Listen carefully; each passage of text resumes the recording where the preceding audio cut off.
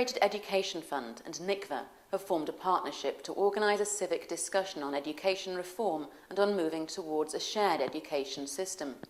The event included experts in education and on the local economy, as well as a civic panel of key community spokespeople from around Northern Ireland. There was also a political panel drawn from the new executive, and here's what the politicians had to say. I think the big learning from today is that we need to start a conversation that will not last 6 months, but will probably last 6 to 10 years,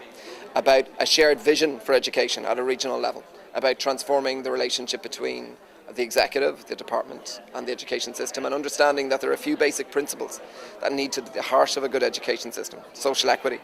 educational excellence, community, and a shared vision, which means shared classes and shared outcomes.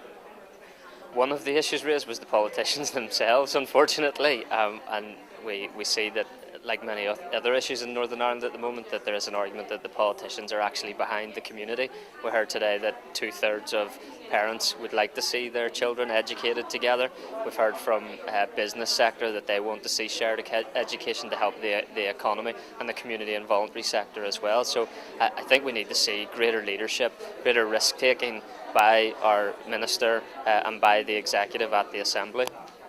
I thought it was interesting. The more I listened to the debate, the more I thought about my own experiences in terms of interacting with members of the other community in terms of an educational perspective, and it demonstrated to me that there was a severe lack of interaction between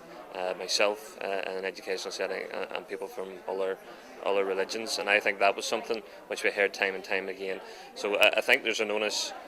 on the existing sectors. If they're not going to buy into an integrated education system, then they have a responsibility to ensure that there's as much interaction with other schools and with other communities which are not their own in terms of an educational experience, because that is something we do severely need to build on.